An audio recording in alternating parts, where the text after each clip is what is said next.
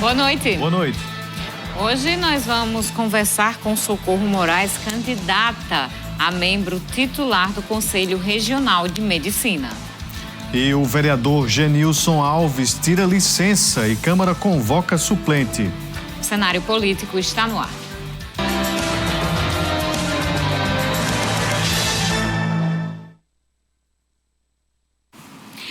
De volta aqui no cenário político, uma boa noite para você que está nos acompanhando.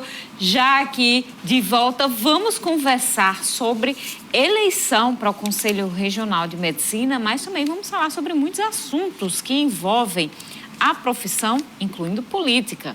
Então você participa com a gente através das nossas redes sociais, WhatsApp 988028979, temos também nosso Instagram, disponíveis para você. Boa noite, Vanúvio. Boa noite, Carol. Boa noite para você, minha amiga telespectadora. Boa noite para você, meu amigo telespectador. Estamos começando mais uma edição aqui do Cenário Político TCM, ao vivo para toda Mossoró e várias cidades que possuem os serviços da TCM.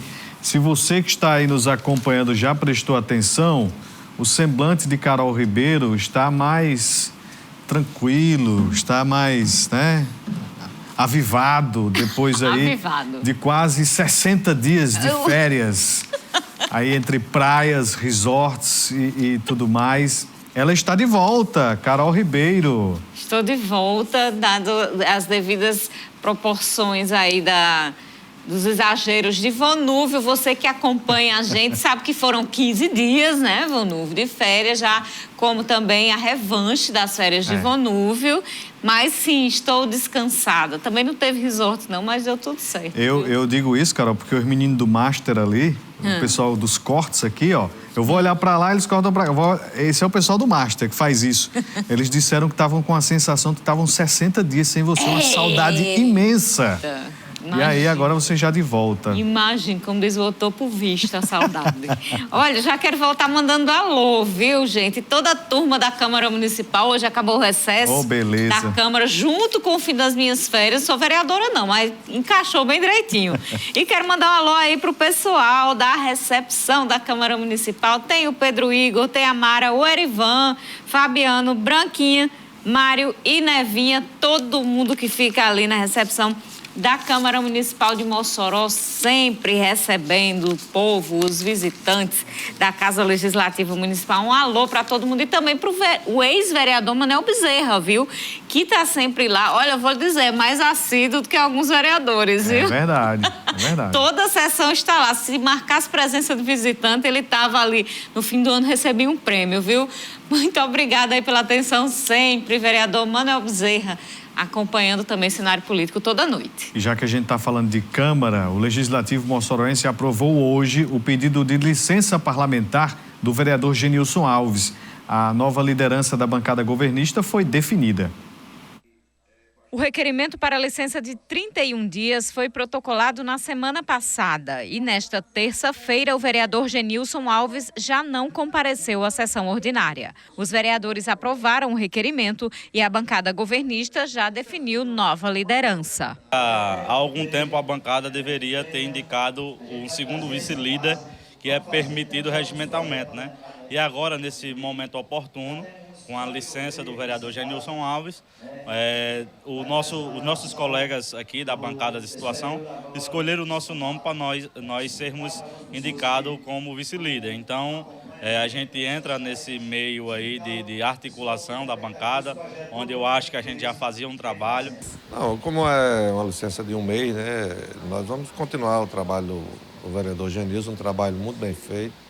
Então, vamos trabalhar nessa linha, trabalhar quando tiver de tomar uma decisão, tomaremos. Com a licença de Genilson, mais uma mulher deve reforçar a bancada feminina na Câmara Municipal de Mossoró. Em seu lugar, deve assumir Marileide Moraes, suplente do PROS. Nas eleições de 2020, Marileide obteve 532 votos em Mossoró. Ela já foi conselheira tutelar e tem como reduto eleitoral o bairro Alto da Conceição. A gente vai fazer um contato com a suplente, vai apreciar primeiro em plenário o requerimento do vereador Genilson Alves pedindo essa licença, vai ser votado no plenário e após isso aí vai ser feito um contato com a suplente para apresentar a documentação dela, quitação eleitoral, diploma, para que ela possa tomar posse. Aí será marcada essa posse para os próximos dias, para as próximas sessões, para que ela possa efetivamente assumir o cargo de vereadora na cidade de Mossoró. Pois é, a entrevista do presidente Laurêncio Amorim foi antes da votação. Logo em seguida aconteceu a votação do requerimento, foi aprovado e a Câmara Municipal, durante a tarde, já comunicou que fez a convocação da Marileide. Então, vamos aguardar aí a presença dela na Câmara Municipal, levar os documentos e nos próximos dias tomar posse e ocupar a cadeira que é de direito ali na Câmara por pelo menos um mês. A gente vai acompanhar tudo de perto, Carol. Lembrando que o vereador Genilson, em entrevista aqui ao jornalismo TCM, comentou sobre essa saída, essa licença de 30 dias aí do parlamento. Vai cuidar de questões pessoais. Filhinho novo, tem também empreendimentos, faculdade, enfim. Vai se afastar, vai se desligar um pouco aí da política. Exatamente. E a licença que foi aprovada, é aprovada por um período de 31 dias, não remunerada, viu, Vonúvio? E pode ser prorrogada por igual período, mais 31 dias, se ele assim solicitar. Então, vamos esperar. E agora vamos começar a nossa entrevista de hoje. Doutora Socorro Moraes é candidata para a eleição que vai acontecer no Conselho Regional de Medicina do Rio Grande do Norte e vai conversar aqui um pouquinho com a gente sobre muitas temáticas que envolvem o exercício da profissão da medicina e o Rio Grande do Norte em específico. Doutora Socorro, muito obrigada pela presença, pela visita aqui no cenário político. A eleição está chegando e a senhora está em campanha. Sim. Por quê? Quais são as bandeiras? Boa noite, eu gostaria de agradecer a você, Vonúvio, e a Carol, em nome da Chapa 2, de todos os integrantes, e boa noite aos telespectadores. Depois de 20 anos de Chapa única, nós temos agora 2 chapas.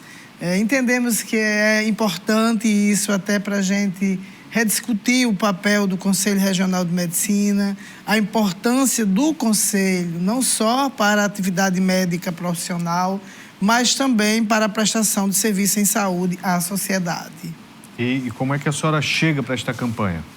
Olha, eu chego muito animada e cheia de muita esperança, não só eu, como os meus 39 colegas que estamos aí distribuídos por todo o estado, um grupo em Natal, outro grupo no Agreste, outro no Siridó, e eu estou aqui na região oeste. Nós tivemos o cuidado de, nesta nossa chapa, ter a maior representação possível dos médicos do interior.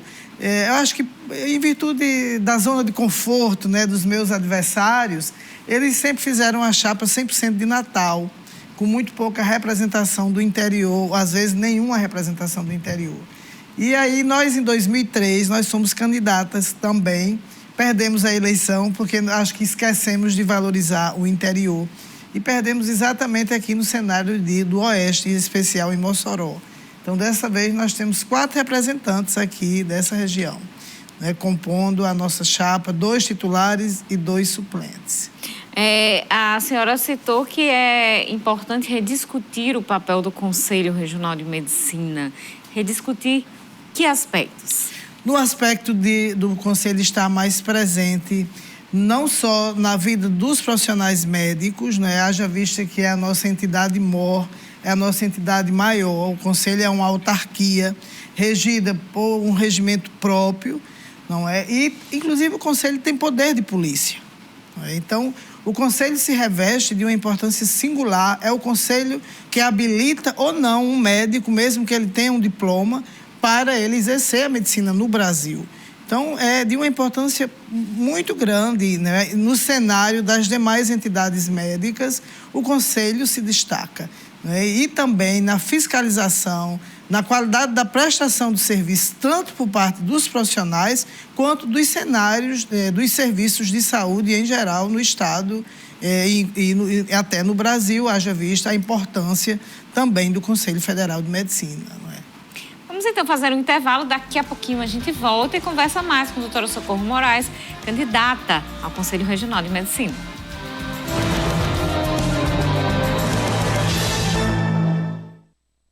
Terça-feira, o cenário político continua aqui na TCM. Você participa com a gente e hoje nós estamos conversando sobre a eleição do Conselho Regional de Medicina e também vamos falar sobre o exercício da profissão e aspectos políticos que envolvem toda essa discussão. WhatsApp e Instagram estão disponíveis para você participar com a gente. Segue a gente no Instagram, porque aí você fica sabendo também, com antecedência, os convidados do dia. Participe com a gente. Vanúvio. Vamos de informação. A reitora da Universidade Federal Rural do Semiárido, FERSA, professora Ludmila Oliveira, se pronunciou nesta segunda-feira em suas redes sociais sobre decisão do Conselho da instituição de destituí-la da reitoria. Ela tentou passar tranquilidade e assegurar que permanece no cargo. Quero cumprimentar a comunidade ufersiana, dizer que há pouco tempo foi decidida na reunião do Conselho Universitário o encaminhamento da minha possível destituição para o MEC. Primeiro é importante nós esclarecermos o seguinte: possível decisão, o caso está judicializado e uma coisa muito importante, a reitora permanece reitora, a reitora só sai da cadeira e do ambiente de trabalho dela quando a última palavra for dada. Então, essa história está muito longe de chegar no ponto final. Então, só para deixar a comunidade acadêmica tranquila mesmo, seguiremos trabalhando por uma só UFERSA, Angicos, Caraúbas, Pau dos Ferros, Mossoró e nosso polo Lacerda de São Bento. Contem com o nosso apoio, contem com o nosso zelo, contem com nossa dedicação. A última palavra, ela vem de Deus. Aguardemos. A situação é insustentável, né, Vanúvio? Porque o fato é, a reitora não tem mais título de doutora. E esse é um pré-requisito para se ocupar um cargo de reitora na UFERSA. Então, o fato é este, do ponto de vista formal, ela não cumpre o requisito. É muito provável aí, desse ponto de vista e também do ponto de vista político, que o Ministério da Educação e o ministro Camilo Santana sigam a decisão do CONSUNE, do Conselho Universitário, que definiu, como o Vanúvio trouxe ontem, pela destituição da reitora do cargo aqui na Universidade Federal Rural do Semiárido. É quase que insustentável a situação dela. Ela promete que vai reverter na justiça e ainda colocou Deus aí como a entidade que toma realmente a última decisão, que tem a última palavra. Vamos ver. Eu acho que a decisão do MEC vem antes. Pois é, Carol, a questão que envolve a reitora, né, uma denúncia de plágio da sua tese de doutorado, onde uma comissão da UFRN, Universidade Federal, comprovou plágio em 44% das palavras utilizadas em seu trabalho. E a reitora disse que fez ali o seu doutorado, sempre tirando nota A, afirmando que não fez plágio. Enfim, já houve aí a cassação do seu diploma e está em risco de perder o seu mandato aí para a reitoria da universidade. O ministro da Educação, Carol, como é que é Camilo Santana. Camilo Santana, né? O Camilo Santana deve vir aqui ao Rio Grande do Norte ainda neste mês de agosto. Então, vem anunciar algumas pautas relevantes para o ensino básico aqui no estado do Rio Grande do Norte, mas deve ser questionado até lá sobre a saída da reitora. Nesse processo todo, é possível que haja destituição, né, que venha já assinar ali o novo nome, porque assume o doutorado mais antigo na UFERSA. Então, muita coisa deve acontecer aí neste mês de agosto lá na UFERSA. Exatamente, assumir o professor doutor mais antigo, enquanto novas eleições em até 60 dias são convocadas. A presença do ministro vai acontecer nesse mês de agosto, anunciada pela governadora Fátima Bezerra, que esteve ontem em Brasília com o próprio ministro Camilo Santana. A governadora Fátima Bezerra adiantou que ele vem tratado de um programa de alfabetização e também da finalização de obras inacabadas na área da educação aqui no estado. Vamos aguardar essa visita, porque acho que, inclusive, é muito provável, Vonúvio, que essa presença e essa proximidade da governadora Fátima Bezerra com Camilo Santana tenha até incluído esta pauta ali nessa conversa. Vamos voltar à nossa entrevista com a candidata, membro titular do Conselho Regional de Medicina do Rio Grande do Norte, a doutora Socorro Moraes, que está aqui com a gente conversando e frisou nessa grande chapa de 40 nomes,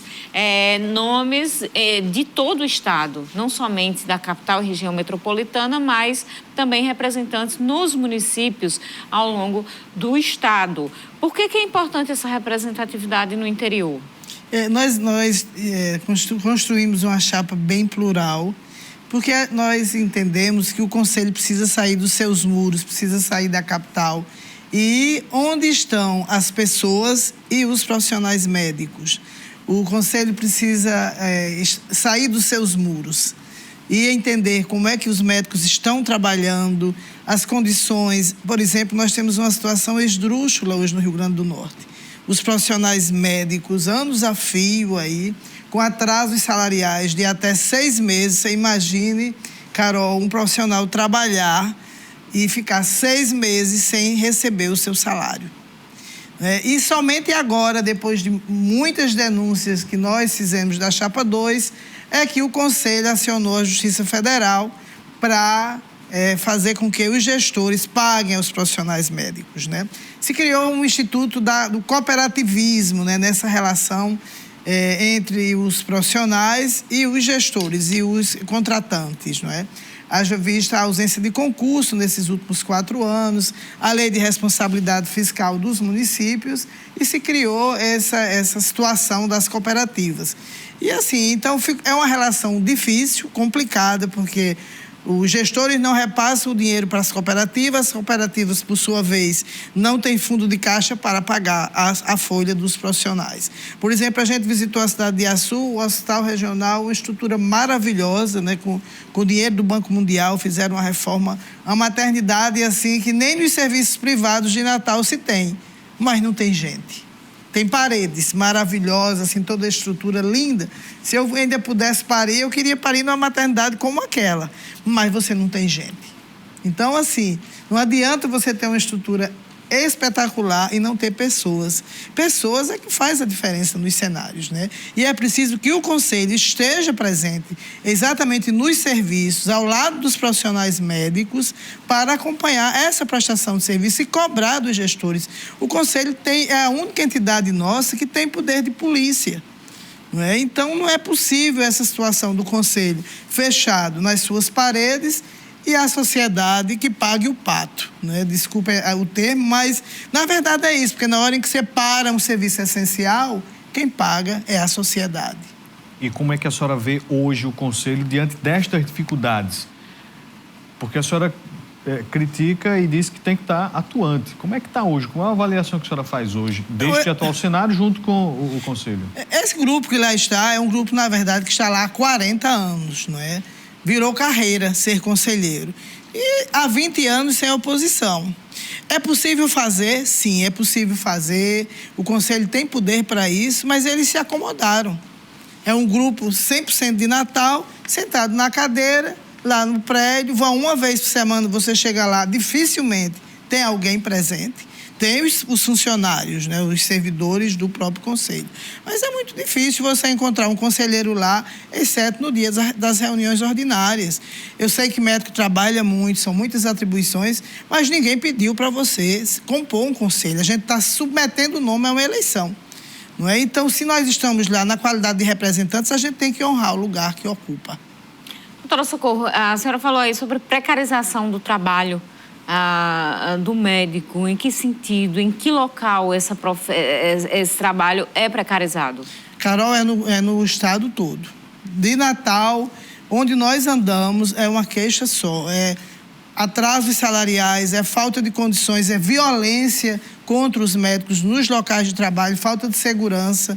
Não é? Os médicos que trabalham nos locais mais distantes possíveis, eles não têm uma garantia, inclusive muitas vezes de ameaças graves à segurança e à vida.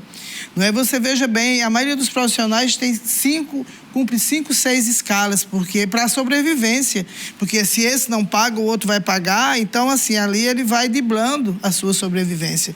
O aluno que sai, o médico, o profissional médico que sai de uma universidade privada, e haja vista que hoje está entre 10 e 12 mil a mensalidade de um curso de medicina, onerando as famílias, etc. Esse aluno, esse egresso da universidade, ele precisa trabalhar e pagar o que ele deve, né? Inclusive, muitas vezes financiado, fiéis, etc. Como que ele vai pagar se ele passa 6 meses sem receber? Então, assim, é uma situação bem difícil. E o médico também precisa de sobreviver, também tem família. Como todo e qualquer trabalhador, ele precisa ter o seu trabalho remunerado. E, assim, eu sou médica há 32 anos e eu vi uma precarização, uma fragilidade das relações de trabalho que só piorou ao longo dos anos. Esse é o grande gargalo do Sistema Único de Saúde, né? A questão dos recursos humanos e do financiamento, que perdura anos a fios, né? Mas é preciso que as nossas entidades médicas saiam da zona de conforto, de albergar os grandes hospitais, a alta complexidade, e abra espaço e discussão para o Sistema Único de Saúde, para a atenção básica, para as urgências e emergências. Você tem uma rede de referência que muitas vezes não funciona. Permanece a ambulância-terapia. Hoje nós estivemos aqui no Hospital Tarcísio Maia. É uma tristeza, os corredores, tal qual o Clóvis Sarinho. E não tem gestor que consiga resolver isso. Por quê? Pela falta de um consórcio dos municípios cumprirem a sua parte na prestação de serviço à sociedade. Então, tudo vem ou para cá, ou para Natal, ou para Mossoró, ou para Natal. E fica esse jogo de empurra, e quem sofre é a sociedade e os profissionais, a enfermagem, os médicos, que estão ali na ponta, tentando enxugar gelo e fazer medicina e fazer saúde. A gente está falando de um universo de quantos médicos aqui no estado e como é que eles se colocam para serem aptos a votar também? Nós temos 8.122 médicos até o momento aptos a votar, mas eles têm até o dia 7 de agosto para regularizar a sua situação. O médico precisa estar adimplente, não ter dívidas com o conselho e atualizar os seus dados, porque pela primeira vez, e aqui eu deixo, não é, o meu registro de parabéns ao Conselho Federal de Medicina, que vai ser uma eleição 100% online. Anteriormente era complicado, por exemplo, esse voto era postado nos correios e demorava dias, muitas vezes, para se concluir uma apuração. Agora não, a eleição será dia 14 e 15 de agosto, certamente na noite do dia 15, a gente já saberá no Brasil inteiro quem serão os novos conselheiros dos Conselhos Regionais de Medicina. É um avanço. A senhora estava falando sobre essa questão da interiorização, das condições, de melhores condições de trabalho para os médicos. Nesse sentido, queria que a senhora avaliasse o programa Mais Médicos. Eu acho que o programa Mais Médico ele é essencial.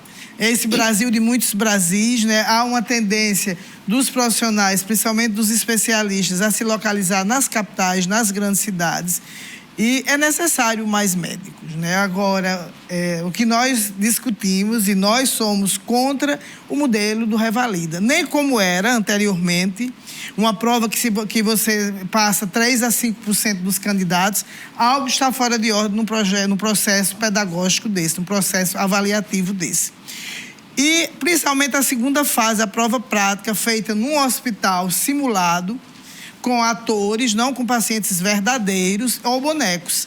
Nós temos que fazer uma prova que prepare o médico formado no interior para trabalhar no nosso sistema de saúde. O maior empregador em saúde no Brasil é o Sistema Único.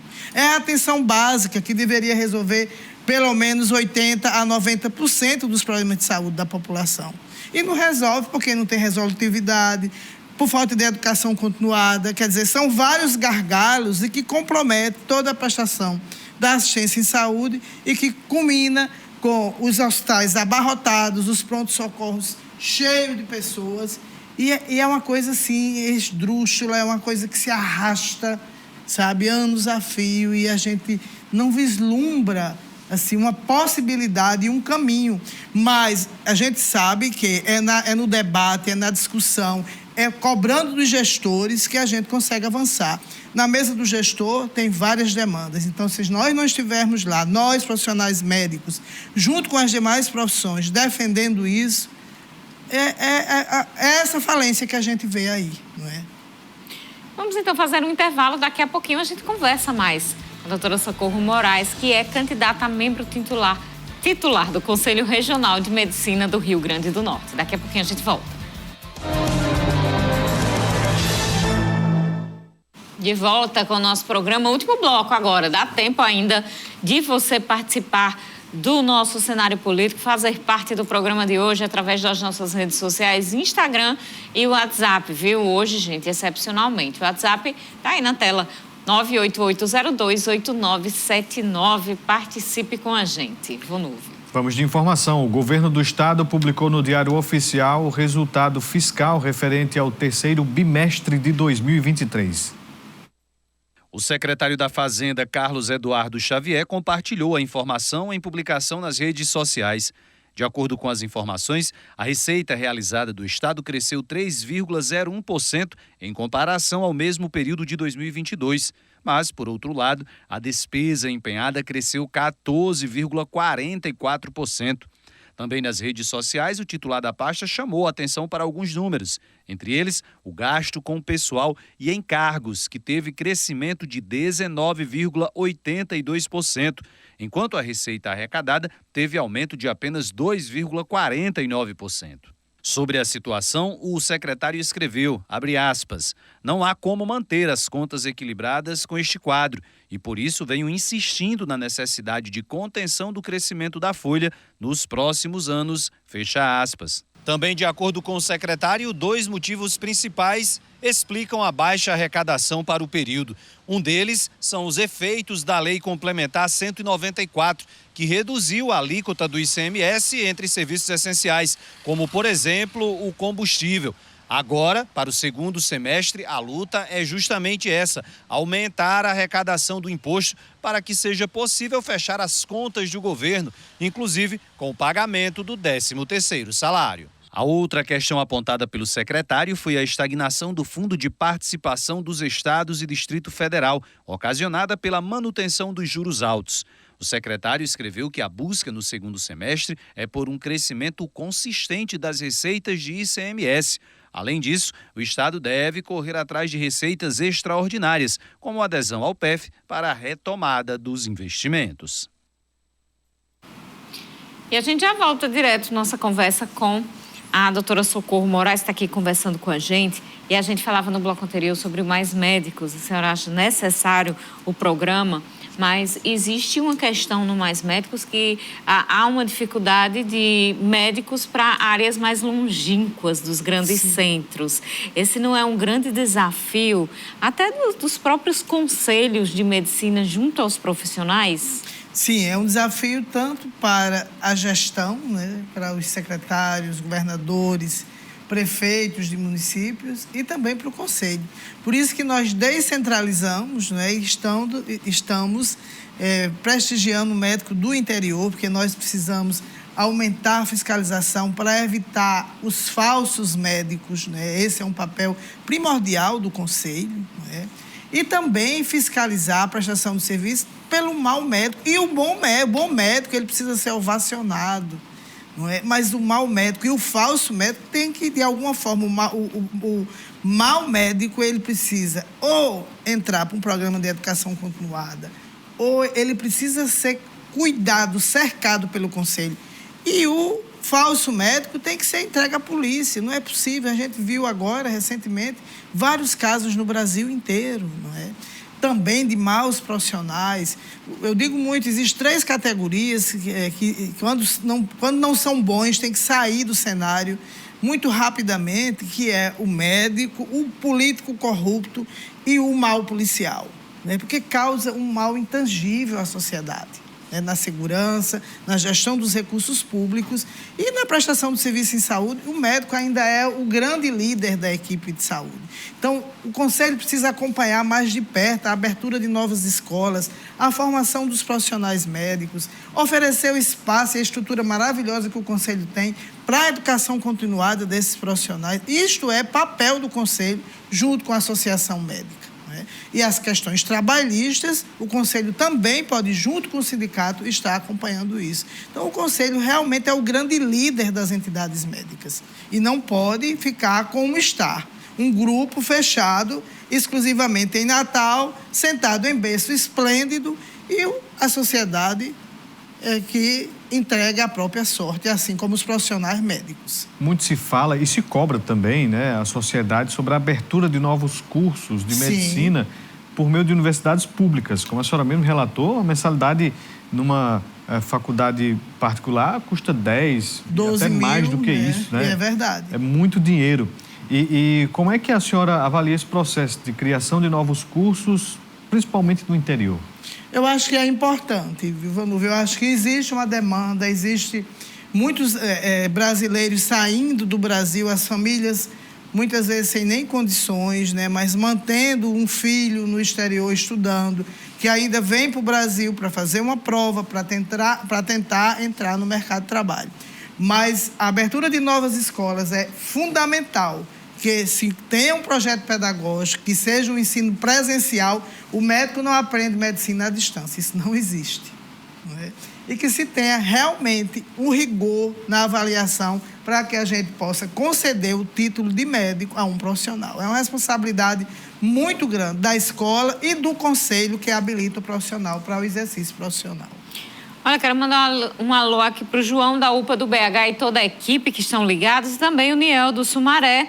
Alô para a Nora Poliana e Alcicleide também, além da esposa, Dona Dita. Um alô para todo mundo. Eles estavam dizendo aqui que estavam sentindo falta, viu, Vanúvio? Muito obrigada, gente, pelo carinho. A gente tem aqui também a participação do Antônio do Centro. Ele gostaria de indagar qual a opinião da entrevistada sobre a portaria do MEC, que após 5 anos de vigência estabeleceu suspensão da abertura de novos cursos de medicina no país e que teve a vigência revogada agora no atual governo federal. Qual a opinião sobre a abertura de cursos de medicina no interior? E, segundo ele, aqui ele passa a informação de que o índice de profissionais médicos é de 6,21 por 1.000 habitantes nas capitais e 1,72 no interior. Seria uma profissão elitizada por esse mercado enorme da demanda? Em parte, sim. Em especial, os profissionais com especialidades que se identificam muito com a alta complexidade tendem a ficar na capital. Mas eu fiquei muito feliz hoje, nas minhas visitas aqui em Mossoró, encontrei um ex-aluno nosso, que se formou lá conosco na Universidade Potiguar, inclusive, e voltou para Mossoró. Inclusive, ele é radioterapeuta. Aqui da cidade, nós temos 3 candidatos, né? Temos o doutor Lívio, que é bem conhecido aqui na cidade, a doutora Glória Maria Barbosa, que é homeopata, também candidata a conselheira titular, e o doutor Wedney, que é neurologista, também está conosco nessa chapa. Então, a gente descentraliza o conselho exatamente para que o médico que aqui está incluído no cenário, ele possa acompanhar melhor esse trabalho dos colegas. E é realmente importante que a gente tenha a abertura de bons cursos de medicina para formar bons profissionais e entregar um profissional verdadeiramente comprometido com a saúde da sociedade. Temos aqui o Bento Carlos, que pergunta à doutora Socorro se teria algum projeto político, social de unir todos os conselhos em saúde para uma grande mobilização para os profissionais da área. Sim, com certeza. Tanto das demais profissões, como os conselhos regionais, por exemplo, o Revalida, é um exemplo típico. O Conselho Federal e os conselhos regionais foram contra, e nós somos contra, mas faltou uma mobilização, juntar-se os conselhos regionais, fazer uma grande marcha para Brasília. Inclusive foi a nossa senadora aqui, a médica, a doutora Zenaide, a relatora, e ela convocou inúmeras vezes o Conselho Federal para as audiências públicas, para discutir item por item, e eles resolveram ser contra mas não participaram dessa discussão mais ampliada, envolvendo os conselhos regionais, envolvendo o Conselho Nacional de Saúde, que é fundamental. Nós, médicos, não fazemos nada, aliás, ninguém faz nada sozinho.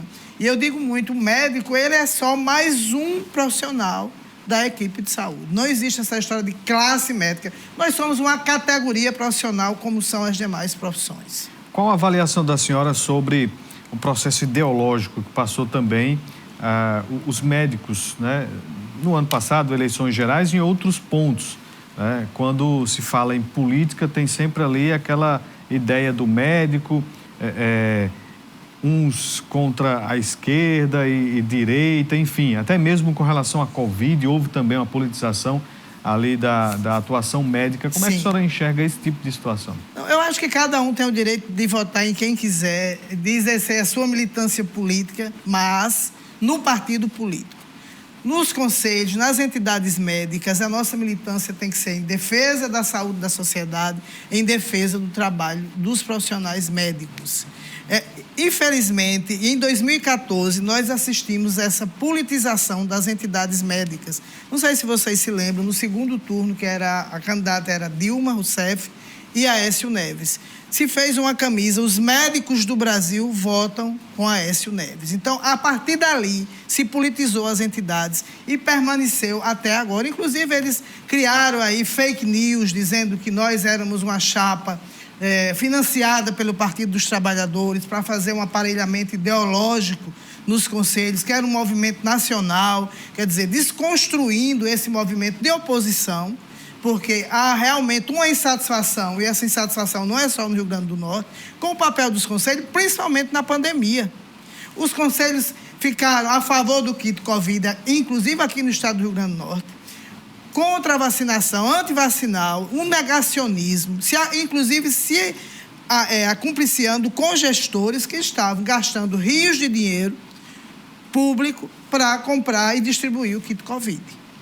Então, infelizmente, esse foi o papel do Conselho Regional do Rio Grande do Norte, dessa diretoria que está lá durante o período da pandemia. E fechado nos seus muros. No momento, perdemos vários profissionais, colegas médicos, inclusive um que nos acompanhou em 2003 nessa chapa de oposição, o saudoso Adelmário Cavalcante, né, um grande anestesiologista, que sempre militou em defesa da boa medicina, morreu de Covid. Doutora Débora Cristina morreu de Covid. Vários profissionais médicos, e a gente viu que foi que resolveu a pandemia. Foi a vacinação. E aqui eu resisto, por exemplo, à importância do governador de São Paulo, do Instituto Butantan, da Fiocruz, em insistir, mesmo quando o governo federal dizia não, demitiu o ministro da Saúde, né? A gente lembra desse fato, em defesa, mas o governo de São Paulo, e graças a João Dória, as vacinas entraram no Brasil. Porque eu não sei por quanto tempo isso tinha se arrastado. E ali faltou uma participação efetiva dos conselhos. Vamos aqui. Dava para a gente ficar aí nesse assunto, mas eu estou só olhando nosso reloginho ali. O Luciano Alex Alves, ele pergunta qual é a compreensão do Conselho e da candidata sobre o programa Mais Médicos em relação aos médicos formados no exterior. Tem que ter revalida. Isso é inadmissível. Não tem como um profissional formado num outro modelo pedagógico, num outro cenário, ingressar para trabalhar no Brasil sem uma prova. É imprescindível. Nós não podemos defender uma medicina pobre para pobres. A medicina é uma só. A prestação de serviço em saúde deve ser pautada pela competência, pelo cuidado e pela boa assistência. Então, tem que ter revalida e nós vamos lutar muito por isso. Sobre essa questão dos falsos médicos, qual é a incidência? Vocês têm essas estatísticas em relação ao Rio Grande do Norte? E de que forma pode ser combatido? Olha, Carol, eu não tenho realmente assim quantos tem, quantas vezes, porque a gente viu que ultimamente, né, como se avizinhava o processo eleitoral, houve talvez uma fiscalização maior e se detectou. Mas, assim, aqui no Rio Grande do Norte eu acho que é uma prevalência pequena, a incidência não é tão alta. Mas, assim, a gente vê muitos casos no sul do país, né? E o Conselho detecta, entrega para a Polícia Federal. O exercício legal da medicina é Polícia Federal. Não é? E assim, a gente sabe os maus médicos, principalmente quando vira notícia, não é? A gente já viu aí aquele caso daquele anestesista, enfim, vários outros casos, não é? Que o Conselho tem uma participação importante, inclusive para a cassação do diploma. Em relação a essa questão dos maus médicos, né? Assédio, estupro, a gente vê muitas denúncias em relação a isso, é uma situação muito delicada. Como é que o Conselho encara essa situação, essa problemática, e de que forma a presença de mais mulheres no Conselho pode reforçar o combate a esse tipo de prática? Não, eu defendo muito a presença das mulheres, haja visto que os conselhos sempre foi um lugar ocupado por homens brancos, não é? E a profissão médica hoje, ela tem o retrato do Brasil, o retrato da diversidade. Inclusive, na nossa chapa, nós temos um médico negro, não é? Porque, assim, apesar da medicina, durante muito tempo, ser aquela coisa da casta, da elite, mas nós temos filhos de trabalhadores, pessoas, né, emergentes da classe D, C, se formando em medicina. E as mulheres, o mundo da medicina nos últimos 10 anos é cada vez mais um mundo de mulheres, e o que é uma coisa assim extraordinária. E por isso que a gente teve esse cuidado de trazer as mulheres para o Conselho. Nos conselheiros titulares, nós temos 10 mulheres e 10 homens, exatamente para isso. Uma das coisas que muito me incomoda, porque eu fui obstetra durante muitos anos, é a questão da violência obstétrica, que apesar de todas as discussões do Humaniza SUS, não é, do empoderamento das mulheres, a gente ainda tem notícia de muita situação de violência mesmo, de falta de respeito à mulher no momento de tanta fragilidade como é o momento de um parto. Doutora Socorro Moraes, muito obrigada pela presença e pela conversa no programa de hoje. Eu que agradeço, me coloco à disposição sempre, e quero lembrar aos colegas médicos que até o dia 7 atualize seus dados. E dia 14 e 15 vocês vão receber o link e vão votar do lado certo, chapa 2. Seja sempre bem-vinda. Você de casa, boa noite, até amanhã. Muito obrigada pela audiência. Amanhã a gente se encontra ao vivo aqui na TCM, 7h25 da noite. Uma ótima noite e até lá.